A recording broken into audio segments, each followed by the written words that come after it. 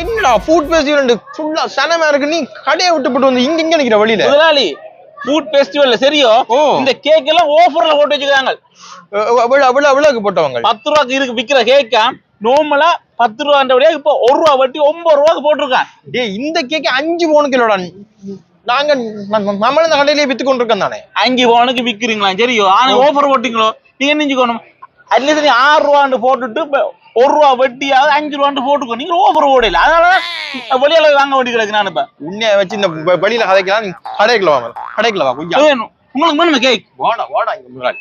அடே food festival நடக்குது, உன்னை வடிவா பார்த்துட்டு நான் மிச்ச சாமான்ல அங்க பேனுக்கு நடக்குதுன்னு நான் தூக்கொண்டு வர உன்னை கூப்பிட்டா நீ வெளியே நிக்கிற என்னப்பா நீ? முதலாளி நீங்களும் சரியோ இந்த டேமேஜா பெஸ்ட் வே பூக்கர் ஃபாஃபெட் அது இதுன்னு எல்லா கேஷ் அங்கரியிலையும் போய் எப்பப்போ ஆஃபரோ அப்பப்போ போய்